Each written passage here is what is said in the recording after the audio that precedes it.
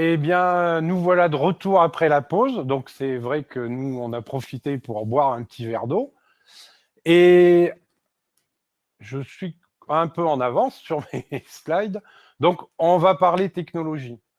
Alors, on va parler de ça pendant 20 minutes. Il faut être honnête, je vais faire juste des focus sur des choses choisies par mois, sachant que, en fait, des évolutions au niveau de la technologie, pour les gens qui connaissent le Soft 4.8 et qui avanceraient jusqu'au Soft 6.14 avec la SI numérique One, on reçoit des documents officiels de notre maison mère.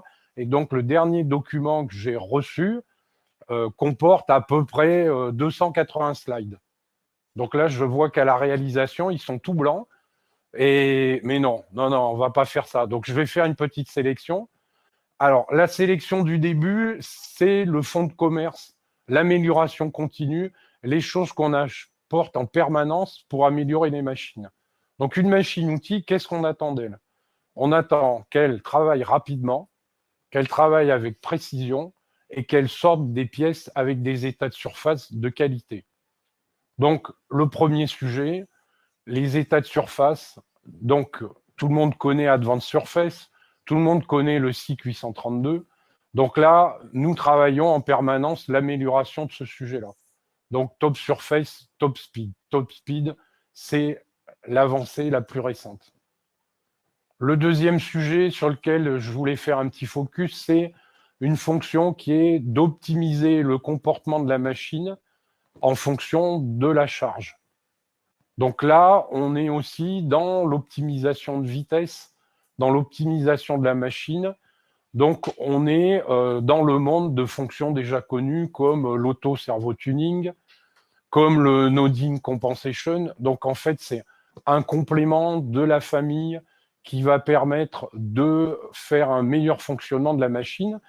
Et sur le dernier sujet de techno qu'on verra dans cette présentation, vous comprendrez pourquoi tout ça est important, parce qu'il y a des choses qu'on ne peut faire et qu'on ne peut atteindre que si la machine est vraiment très bien optimisée. Le troisième point, le contrôle intelligent de la dynamique. Donc là, c'est pareil, on rentre dans toutes ces familles qui permettent d'améliorer la précision de la machine. Donc, on va avoir le friction control, on va avoir toute la famille des VCS. Donc, on complète en permanence de software en software les possibilités qu'on vous offre pour améliorer vos machines et les rendre plus productives. Donc, Top Speed.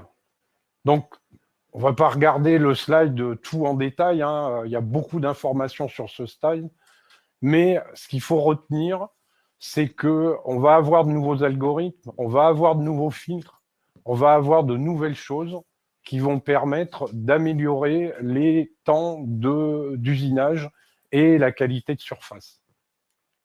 Donc, il y a des tests qui ont été faits. C'est pas la pièce est typique, hein, on l'utilise toujours la même pour faire nos tests. Donc, c'est la pièce Mercedes. Et si vous voyez au niveau des enregistrements qui ont été faits, donc en utilisant la SI numérique One et Top Speed Plus, on a gagné 15% de temps d'usinage.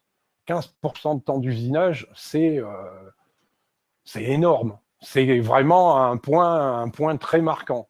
On voit que là, avec la SI numérique One, on a quand même, comme l'a dit M. Bouchot en début d'intervention, on a passé un saut. On a vraiment une évolution forte. Alors après, la question c'est, ah ouais, mais ça doit être vachement compliqué à utiliser, ce truc-là. Forcément, François, il a présenté, il y en avait une pleine page avec des nouveautés et tout. Alors, au niveau de l'intégration, évidemment, il y a un travail à faire. Mais on sait qu'on a des outils comme l'AST, l'auto-servo-tuning, qui vous aident au quotidien pour optimiser les machines.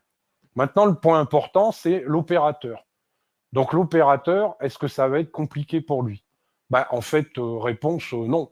C'est un choix de plus dans le SIC 832. Mais c'est tout. Sachant que vous, constructeurs, vous pouvez même de base forcer le choix. Donc, vous pouvez décider que quand la personne ouvre et fait appel au SIC 832, de base, maintenant, il y a un certain nombre de choses qui sont déjà préparamétrées.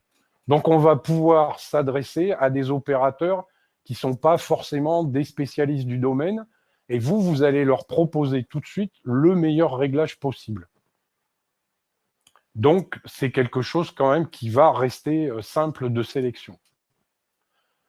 On a aussi amélioré l'interface. Alors, ça peut paraître des détails, mais on rencontre des opérateurs qui étaient perturbés parce que sur les écrans, donc tout le monde connaît les animated elements de l'interface numérique opérette. Hein.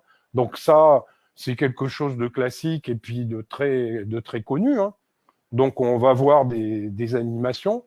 Donc on travaille à ce que ces animations soient le plus réalistes par rapport à la cinématique de la machine. Donc ici, on a apporté des nouvelles représentations des cinématiques pour être au plus proche de la réalité. Le point, donc je vous ai parlé du nouveau point technologique qui est le cycle ILC. Donc en fait, le but, ça va être de régler les axes en fonction de la charge qu'il porte, en fonction de j'ai une pièce qui pèse 20 kg ou j'ai une pièce qui pèse 500 kg. Donc c'est un nouveau cycle, c'est le cycle 782, et ça, c'est des choses qui vont pouvoir être intégrées dans le programme. Donc ça veut dire qu'avant de commencer le travail, je vais pouvoir poser la question à la machine, la pièce, quel poids fait-elle? Est-ce que je dois m'adapter ou pas? Donc on va avoir un cycle, donc avec une interface, donc c'est de la programmation comme d'habitude, et on va pouvoir adapter les axes rotatifs, les axes linéaires, et suivant, ça peut paraître surprenant. On va adapter le comportement de la broche. Le comportement de la broche. Pourquoi adapter le comportement de la broche? En fait, si, aussi. Parce qu'on sait que la broche, son comportement peut être un petit peu différent entre vous embarquer une fraise de 2 qui pèse pas grand-chose, et puis vous allez embarquer un gros tourteau de 200 ou 300 mm qui, lui, pèse son poids. Et donc, si on veut tirer vraiment le meilleur parti de la machine, c'est une question qu'on peut se poser. Est-ce que je ne vais pas aussi adapter le comportement de ma broche au poids qu'elle déplace? Alors, ça, c'est aussi une autre amélioration, et ça s'adresse quand même aux spécialistes de l'usinage 5 axes continu.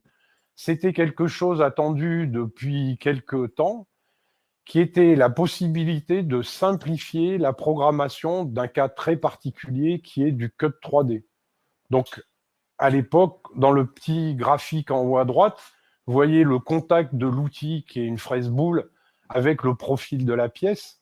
Et donc, à l'époque, on demandait à la FAO beaucoup d'informations au niveau des vecteurs matière, des vecteurs outils, de l'orientation de l'outil. C'était quand même compliqué à programmer. Il y avait peu de FAO qui permettaient d'atteindre cette sophistication-là.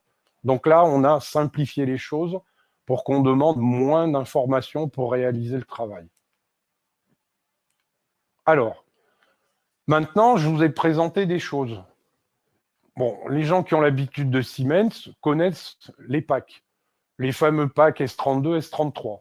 Donc, c'était des packs qui ont été bâtis à une époque, donc qui s'appellent M-Dynamics, et qui permettent d'avoir une communication simple et claire avec l'utilisateur final, avec l'acheteur. Puisque, tout bêtement, quand on me posait la question, voilà, je veux acheter une machine 5 axes continu équipée en Siemens, qu'est-ce que je dois avoir comme option? Je répondais aux gens, c'est très simple, vous vérifiez que votre machine est équipée de S33. Donc la machine est équipée d'S33, vous pouvez dormir sur vos 4 oreilles, elle a tout ce qu'il faut pour travailler correctement. Mais évidemment, le temps a passé. Nous avons sorti de nouvelles fonctionnalités. Ces fonctionnalités n'étaient pas intégrées dans les packs. Donc là, nous avons remis en cause les packs pour amener les fonctionnalités qui sont couramment demandées. Donc, dans les packs, eh bien, vous allez avoir Top Surface, vous allez avoir Top Speed, vous allez avoir le lecteur de DXF, Vous allez avoir la possibilité de traiter des programmes, quel que soit l'endroit où se trouve, avec la fonction Execution from External Storage, EES. On aime bien chez Siemens mettre des noms faciles à comprendre et on voit tout de suite d'où ça vient. C'est comme ça. Mais c'est vrai que ça, c'est une fonction qui est vraiment très pratique parce que quelque part, avec EES, vous allez pouvoir arrêter d'avoir vos programmes dans le noyau CN. Donc, ça permet de gagner en sécurité en cas d'incident sur la machine. On ne va pas détailler le contenu de chaque pack, mais sachez qu'ils ont été bâtis pour répondre parfaitement à 3 cas. Donc, S43 pour les machines 5 axes continus, S42 pour les 3+2, et S41 pour des machines plus simples, mais petit à petit, ça monte en gamme, et donc il y avait une demande. Un autre focus que je voudrais faire, c'est sur les gestions et utilisations des outils. Donc il y a une nouvelle fonction qui est vraiment sympathique, qui va permettre de savoir les outils dont on va avoir besoin. Donc ça peut se faire au niveau de la simulation, il suffit de le demander au niveau de l'interface, ou ça peut se faire en mode automatique pendant l'usinage. Et donc, in fine, on va avoir un nouveau format de fichier qui va nous permettre de traiter ce sujet-là. Donc là, plutôt qu'un long discours, je vais vous montrer concrètement sur la maquette comment cela fonctionne. Et donc, avant de vraiment rentrer dans la démo de l'utilisation de cette nouvelle fonction de machine, je vais vous montrer quand même aussi des choses qui ont été améliorées dans la gestion de la table d'outils. Et donc, nous, on savait que dans la table d'outils, vous pointiez sur un outil et puis vous pouviez demander son déchargement. OK. Mais ça, vous étiez obligé de le faire outil par outil. Donc là, maintenant, il y a une nouvelle possibilité qui s'appelle marquer. Donc là, vous allez pointer sur les outils que vous voulez manipuler. Donc vous dites, moi, je veux manipuler celui-là, je veux manipuler celui-là, et je veux manipuler celui-là. C'est 3 outils. Et puis, en fait, ce que je veux faire, c'est même les effacer. Et donc, le système vient de m'effacer ces 3 outils.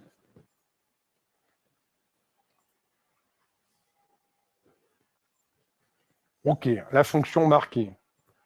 On va profiter aussi de découvrir que on a aussi complété notre table d'outils. Donc ici, je vais faire nouvel outil. Et là, dans nouvel outil, si vous regardez bien, on découvre 2 outils en bas qui ne sont pas normalisés, tête à renvoi d'angle et outils multiples. On va regarder un petit peu qu'est-ce que c'est que cette affaire de tête à renvoi d'angle. Donc, je vais répondre OK. Et donc ici, on voit qu'on va s'adresser à des machines qui ne sont pas des 5 axes. J'ai une machine 3 axes, mais de temps en temps, j'ai besoin de faire des opérations qui sont en fait sur du plan incliné du 3+2. Et donc, c'est classique, hein, je vais utiliser une tête à renvoi d'angle. Alors, c'est classique, mais ce n'est pas forcément un accessoire si facile que ça à utiliser.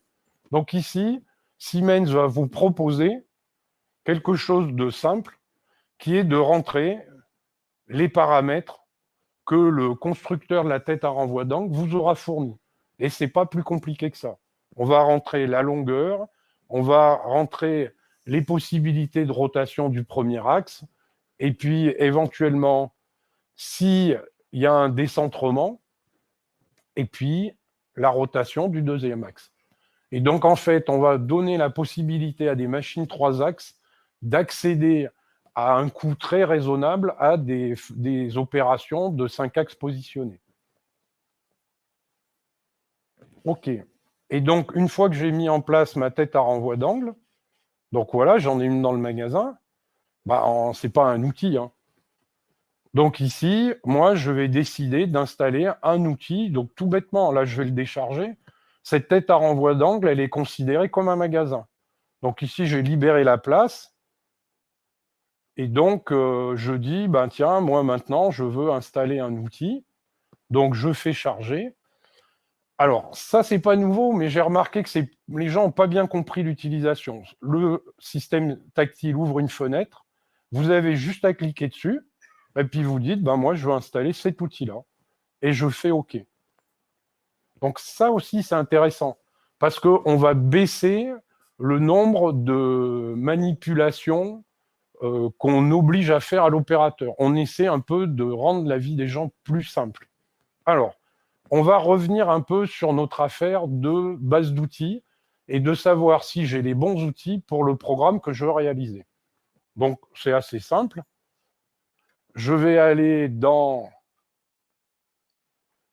ma gestion d'outils et puis je découvre ici, voilà, ici, que j'ai un nouveau format de fichier qui s'appelle TTD. Donc, TTD, j'ouvre le fichier. Voilà. Et en fait, lui, il me dit, bah voilà, la pièce, pour la réaliser, j'ai besoin de ces outils-là. OK, très bien. Maintenant, je vais avoir un bouton qui me dit vérifier la charge. Qu'est-ce que c'est que ce bouton? Ce bouton va interroger le magasin et la bibliothèque outils et va me donner le statut. Donc là, j'ai 3 types d'informations. Première information, les outils sont absents. Deuxième information, bah, tout va bien, ils sont chargés, prêts à être utilisés. Troisième information, ben, visiblement, il y a des outils qui n'ont pas servi depuis un certain temps. Ça serait peut-être l'opportunité de les libérer de la machine. Nous, ce qui nous intéresse surtout, c'est les outils qui nous manquent. Donc, dans le temps, quand j'avais un outil manquant, je devais faire une création d'outils. Donc, j'allais dans la table, nouvel outil, création d'outils, je donnais un nom d'outil, je donnais les caractéristiques, patati patata. Là, ça va être beaucoup plus facile. Je vais appuyer sur le bouton « Créer et charger ». Automatiquement, le système me propose le premier emplacement libre. Moi, je n'ai pas de raison de faire les choses compliquées. Je réponds « Oui ». Et je passe à l'outil suivant. Et puis, je fais ça pour le dernier. Et donc, voilà. Tous mes outils sont en place, c'est prêt. Et donc, ça veut dire qu'ici, maintenant, il n'y a pas de souci. Je vais pouvoir exécuter ma pièce. Et donc, j'en profite pour démarrer avec le PowerRide. Hein. Petite révision de l'étape précédente. Donc, voilà un petit focus sur ce qu'on a amené au niveau de la gestion d'étapes d'outils. Alors, là, maintenant, on va faire un petit focus sur une autre fonction technologique qui a été mise à disposition et qui s'appelle la fonction Interpolation Turning. Donc là, ce que je vous propose, c'est, plutôt qu'un long discours, nous allons regarder un petit film.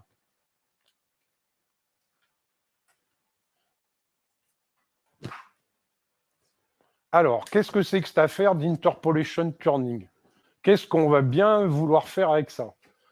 Donc là, on va se placer dans un cadre où on a une opération à réaliser. Donc on est dans le monde des pompes, des vannes, des corps de pompe, des corps de vannes. Donc c'est des pièces basiquement qui sont des pièces de fonderie. C'est des pièces qui peuvent être assez compliquées et c'est des pièces qui présentent des balourds. Donc une pièce qui présente un balourd, l'utiliser dans un tour, ça peut présenter des difficultés. Donc après, j'aurais pu avoir une machine qui serait soit une Milturn, donc qui donne des possibilités de tournage, mais c'est un autre investissement. Ça pourrait être aussi une machine équipée d'une tête d'Andrea. Donc là aussi, il y a un investissement et il y a une complexité de programmation et d'utilisation d'une tête d'Andrea. Donc là, moi, je suis sur une fraiseuse 5 axes, donc standard, et je vais essayer de réaliser des opérations de tournage. Donc la première chose qu'on a fait, c'était de dégauchir la pièce et de trouver sa position dans l'espace. Maintenant, on va appeler un outil de tournage, et puis on va l'indexer. Et là, le but, c'est de faire une interpolation hélicoïdale, hein, X, Y, Z, et en même temps de respecter l'orientation à la normale de la plaquette de tournage pour qu'on coupe dans de bonnes conditions. Et le pourquoi de toute cette opération, c'est que j'aurais pu me dire, ben alors, je prends une fraise, je fais la finition de ma poche, et puis voilà. Ah oui, mais l'état de surface n'est pas du tout le même.